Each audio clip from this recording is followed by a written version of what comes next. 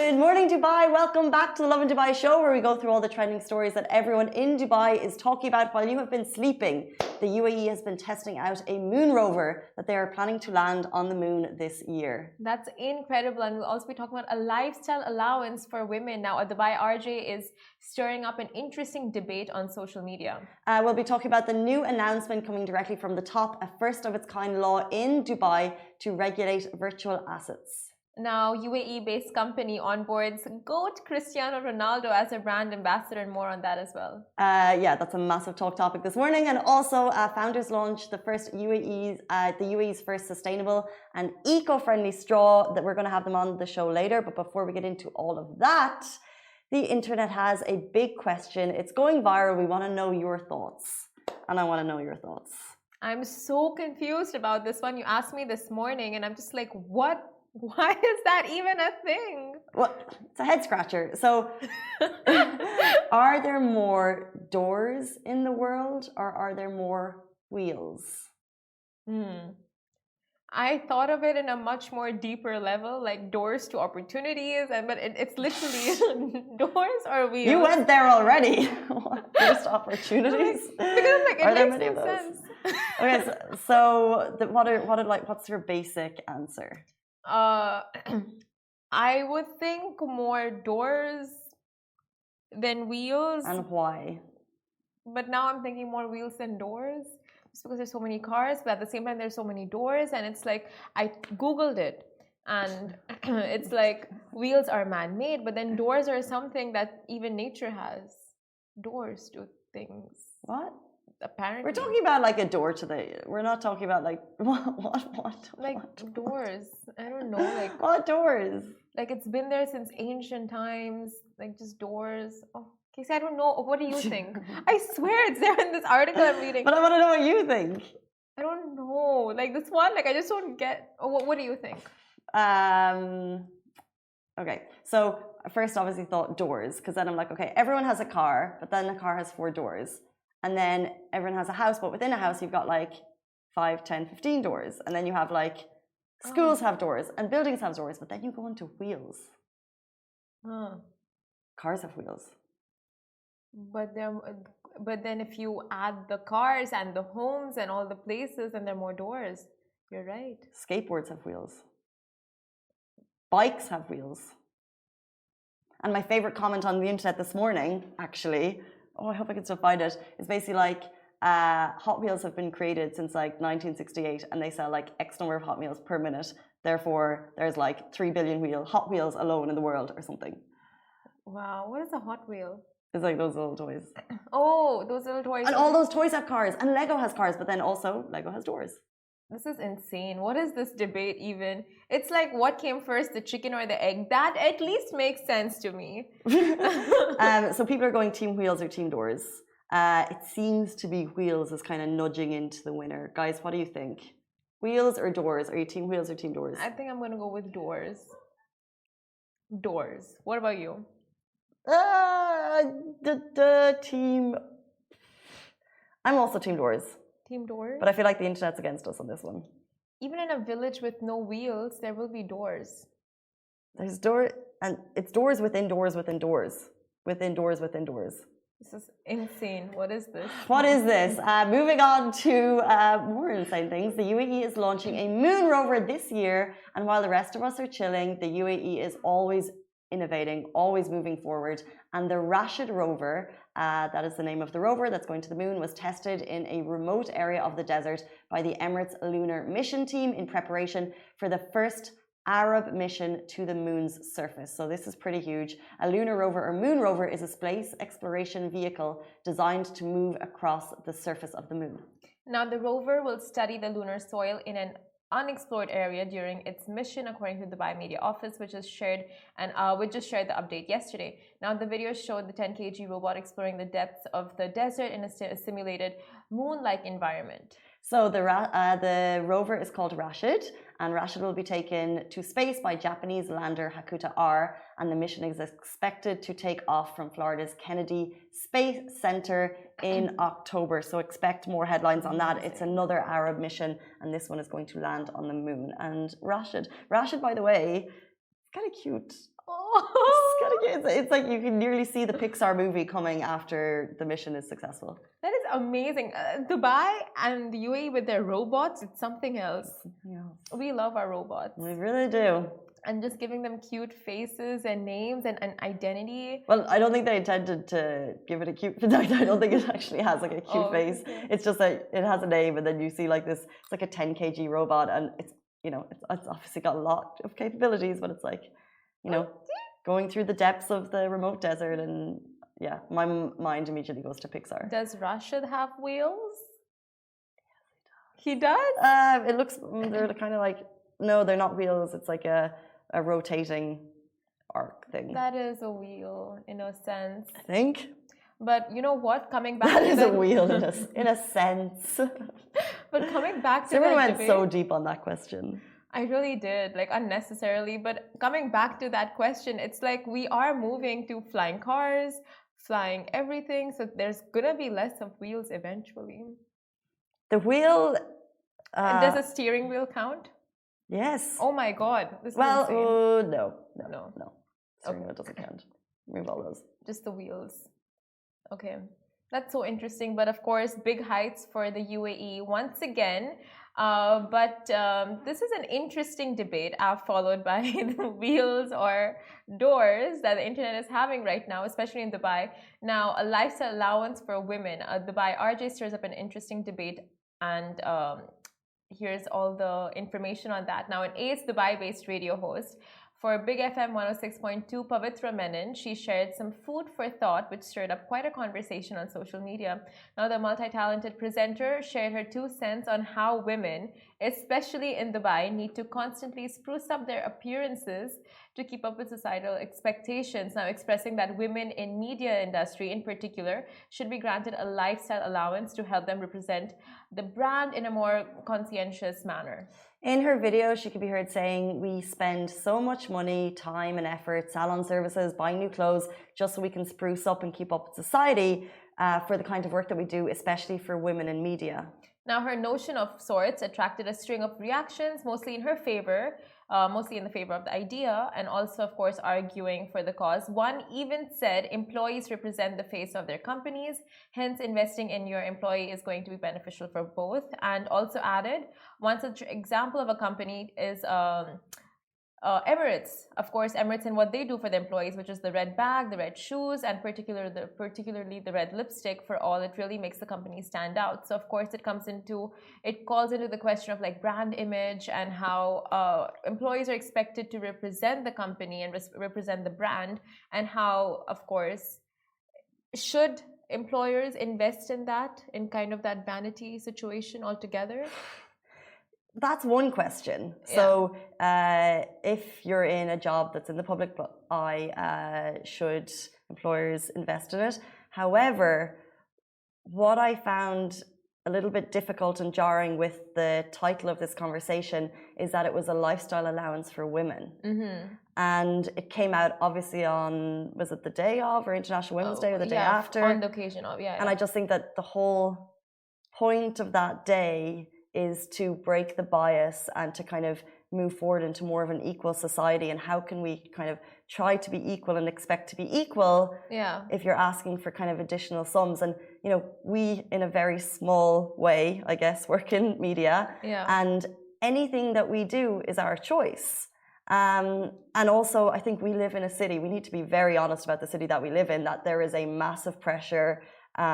People in media look a certain way. Yeah. And but that doesn't mean that we should kind of enhance those pressures by asking for allowances. Like, we can actually say, well, actually, we don't need to feed into that.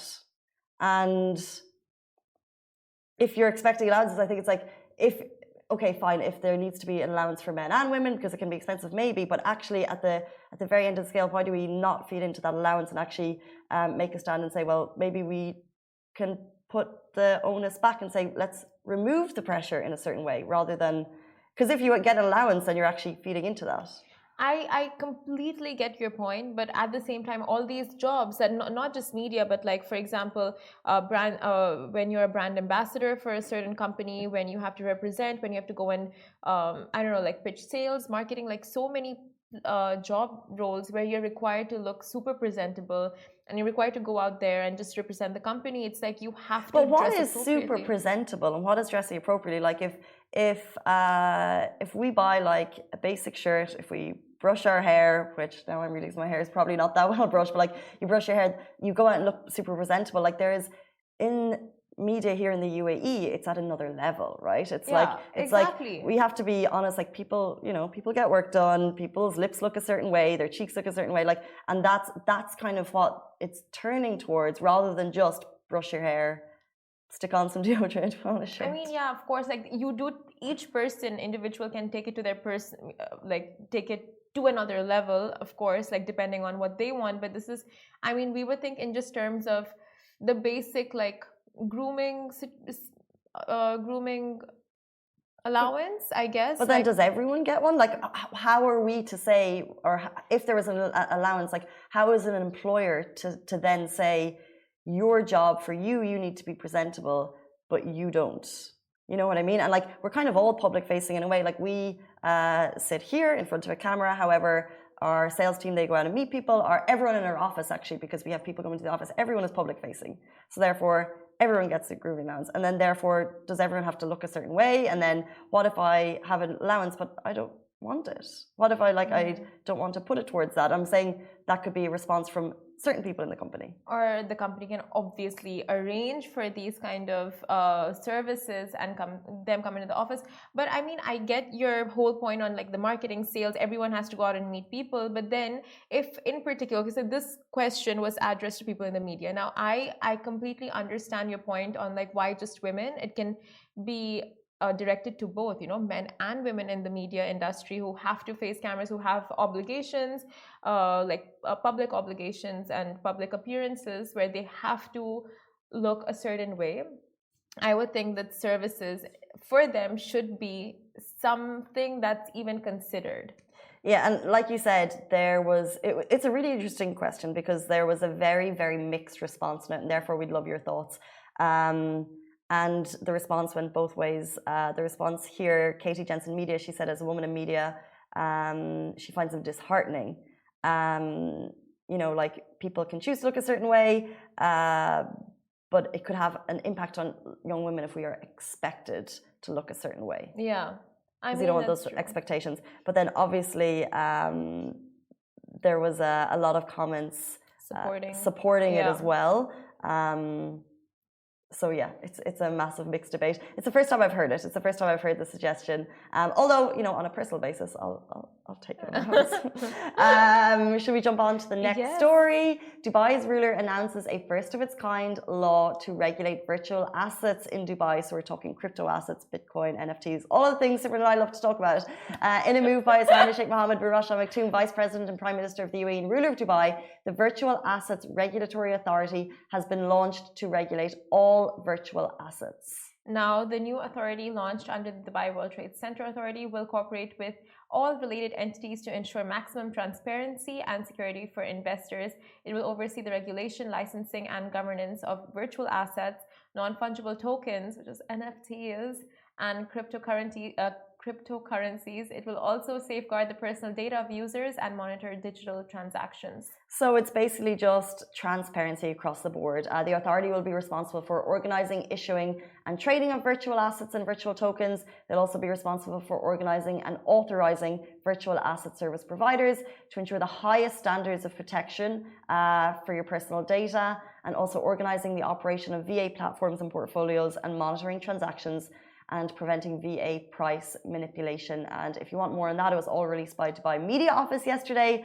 So it's the latest on kind of crypto transparency in the UAE, but we shall move on.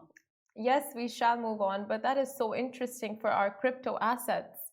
For our crypto audience who tune in every single day to hear where our money is going. Exactly. And we have so many of NFTs and those kind of things that we need those regulations. Things and stuff and bits. But we'll get there one day. Honestly. There's people literally like slapping their heads at the computer. I just do not get it. We do kind of get it, but we just don't have any money to invest, and therefore. Can we sell that on NFT? No, that's digital art. Did everyone notice our new edition? We actually have more things for here, but we're just We're gonna tease them in. Look at daily. IGTV. It's like the small. We'll show you. We'll show you him after. He's a space dog. Oh, he's so cute. Did you name him? Space dog. Hmm? I think he's called Space Dog. Space dog. Space dog. Space dog. I'm gonna keep it literal. Next story, guys. This is so interesting. Now, a UAE-based company Onboards goat Cristiano Ronaldo as their brand ambassador. Now, Talabat UAE has scored big with onboarding Manchester United player Cristiano Ronaldo as its new brand ambassador. A major flex, of course, for the company and for the MENA-based food delivery company, which is Talabat. And the company has also been hinting at this huge collaboration for weeks and weeks and weeks, and boom, they did not disappoint at all. And of course, now it's going to be at the speed of Ronaldo, which they need to keep up with. Which is pressure, by the way. Ali? That was Ali. That was so scary. He did not know the mic was that loud. Okay. Oh my god. You okay? Yeah, are you okay? Bit shaky. Sorry. Oh What was my that meant God. to be? Is that a Ronaldo thing? Yeah, like, sweet. Do you want to do it? Not that loud? I'm scared now. Please don't. See. See? Okay. His collaboration with Talabat comes as the region prepares to host the World Cup for the first time in Qatar in November, and people are buzzing for that. The food aggregators collab with the leading goal scorer in men's international football. We'll see a series of campaigns and on-ground activations across the MENA region. So the ad you saw yesterday sounds like it's not the first or the last. Is that the last? Yeah, the ad. Oh no, there will be more. Unbelievable, Talabat, by the way. Their budget must be huge. Can you imagine? I would love to know the paycheck there. Obviously, the most followed man on the planet on Instagram.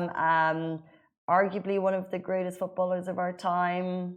I'm scared to say that. People My are boyfriend gonna be actually like is going to Messi. kill me for that. So I just take that Messi back. fan? I don't even know. I just know he doesn't love Ronaldo. You either love him or hate him. Ad though. Thoughts on the ad? It was really well thought out. I think the concept was good and it played so well, like just the whole idea of like Ronaldo fast delivery. But of course, like you said, the pressure is on. Yeah, I agree. I think sometimes UAE ads always play it safe. Yeah. Sometimes people, and not that this ad was particularly risky, but I think it's funny and kind of like a cheesy but very watchable way. Of course, Ronaldo, it's going to be watchable, but I think it's really cool. But it literally makes you immediately think of speed and drivers. I'll tell you a fun fact about the video. Now, one of the actors, the Talabat actors in the video, his name is Maradona. Maradona is the Argentine footballer. So he's named after that Maradona. So it's like they have two, like one Cristiano Ronaldo and one actor who's named after a footballer. So it's just like, I would love to talk to them about the behind the scenes of that. Oh, do you think it was shot in Dubai? Did it need to be shot in Dubai? Because obviously there's a lot of kind of graphics there. Ronaldo's bit I don't know about, but like I'm sure the Talabat scenes of with the drivers, I mean like the actors playing as drivers were shot in Dubai. Tell us, Talabat. We want to know. We want to know the paycheck. And the memes. And the we want to know where it was shot. We want to know what's coming next. We want to know if we can. I would love to interview like the people that were with him during the filming. Like plucking his hair. You know what's interesting? Yeah, that brings. We gotta do this for the camera, for the, you know. Did he even let them? Do you think? And he is so perfect about his hair, by the way. Oh. I mean, look at it. Everything about him is perfect. Oh, that's true. Like, is it? But he really like he's every single like. He's like perfection. He really is. But do you think the employees got to meet him? I wonder. I wonder. I'm sure that like the top people did. Oh. Who knows if they would be able to get everyone? Because like, how many employees does Talabat have? I think it's literally like the marketing team. Whoever is his biggest fan must have pitched the idea just to meet him. You know. If you could pitch for one person for a Lovin Dubai ad, who I really want to meet. Okay, you go first.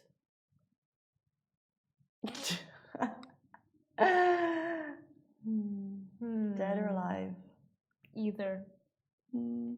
So I really want to go kind of like down the handsome actor route. Yeah. But then I'm like, what if it's got an ad for Lovin Dubai? Obviously, obviously, you would pick His Highness. Crown Prince. Oh my God. An ad for Lovin Dubai. You can't beat First of that. all, you can't. First of all, you know, photography. Yeah. He could make it on his phone and it would be unreal. So I would save on that production side. Literally, He all would he has post to it on say. his page. Exactly. He's like the perfect ambassador. So You're so you can't beat that. Honestly, you're literally manifesting. That's gonna happen one day. Literally, one video of him just going like follow Love in Dubai, and that's it. We're done.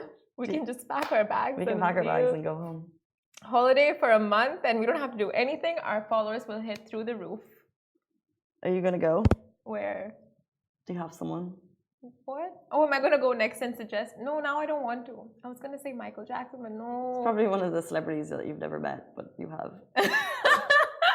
If you watched this show for a long time, Simran was like, I've never met anyone. And then we kind of went through like the recent months in her life and who did you met, like Usain Bolt, Michele, Marone. There was someone else like really, really big, and it was like, how did you do that? Oh, I can't remember now. Anyway, guys.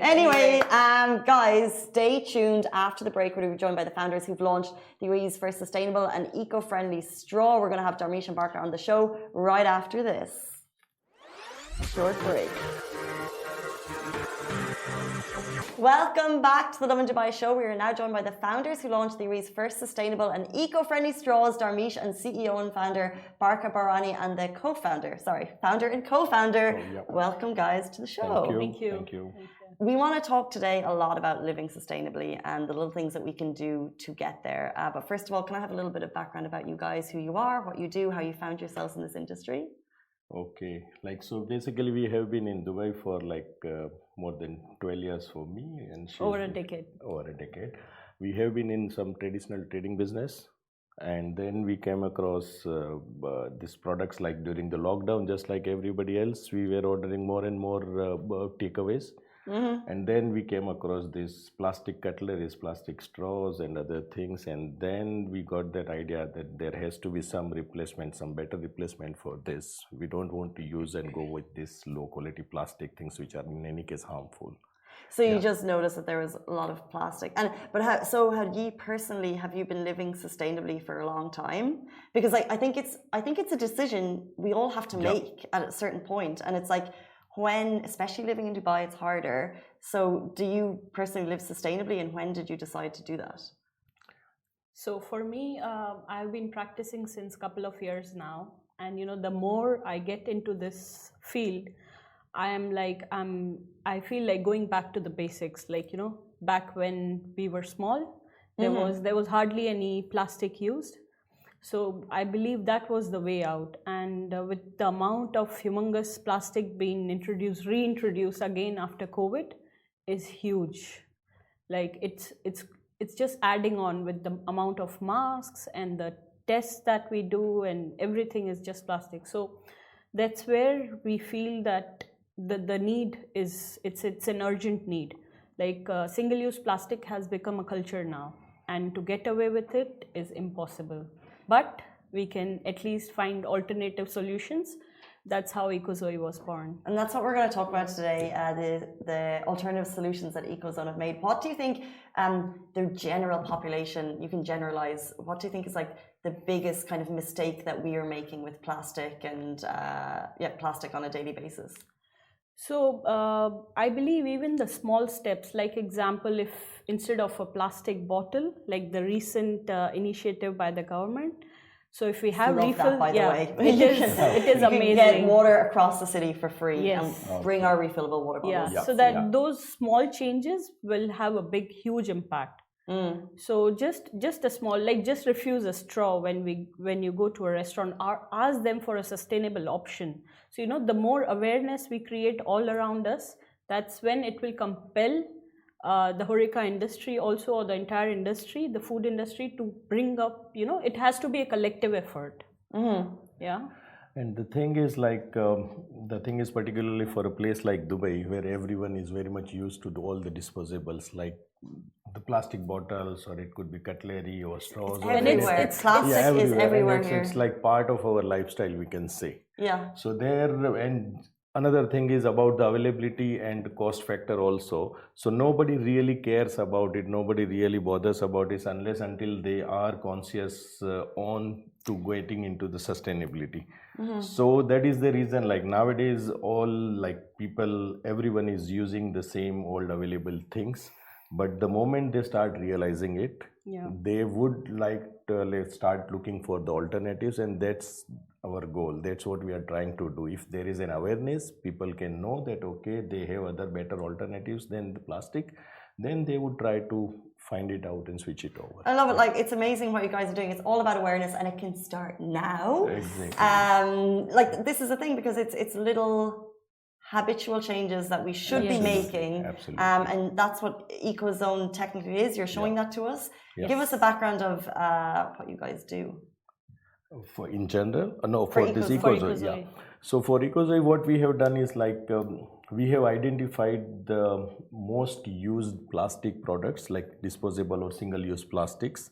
Which are what? Which are like straws, then disposable cutleries, disposable plates. Like particularly in Dubai culture, you know, we have culture of takeaways, and with each takeaway order, you get plastic disposables, those kind of things. Some let you say no to cutlery, which I like, but for the majority, we get I mean, so much plastic today. I'm sorry, not all, but yeah, it's for like in general that is the trend. Yeah. So what we did is like we identified the products which are most in use, like for example, straw, to begin with the straws, and then we tried to find out what could be a better alternative than the plastic straws. And then we came up with this amazing product.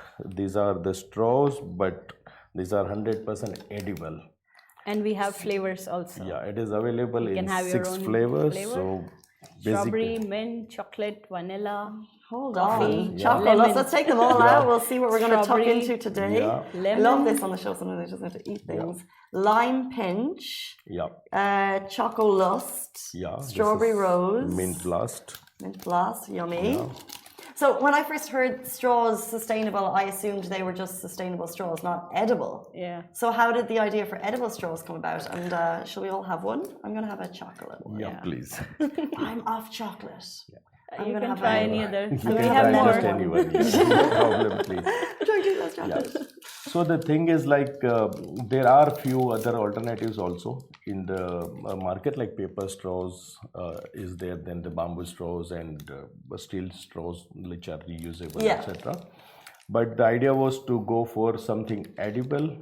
This is because like after the use, even if people don't eat it, then also it can go for animal feed or any landfill, or can be for compost. So basically the circular economy is what we wanted to work upon. Basically you don't need to manage the waste for There's this no one waste on particular. this. Yeah, absolutely. And I understand it, guys. So it's I kind of thought I was just going to chop into it. Yeah, but you can do that. You can, but it's a very, very hard straw, so it's not going to disintegrate it when I put it in my drink. Yeah. But at the end, I can see this like becoming a thing in like bars and stuff. Like, why don't they have edible straws yet? Is this a place that you've looked into? Yes, like but we have just started it last month. It's just been a month now. Yeah, Makes so much sense. Yeah. And this is very hard at this point, because the strength is about like 1 hour in the beverage. The standing time, it's okay. over an hour in your so drinks. we have So to, unlike paper straws, I don't know if you've tried and have the feel of it. Yeah, you feel something like you feel that it's paper, and after a while it becomes really soggy. Yeah. And especially for thick shakes and bubble teas, we have a special one, which is not edible but plant-based, and you will not feel even if you have your drink over an hour. How did you find this? How did you kind of? It's an amazing product, really. So, how did it come about that you guys are working together, bringing this to the UAE? It was like, see, we have been in import-export business for 12 years. So we know the procurement, how to procure which product, I mean, where to find the new products.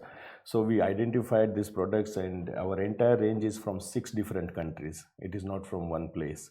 So we have identified different products who are the best producers or the best quality products or best option available, and we like made them make it for us in our brand.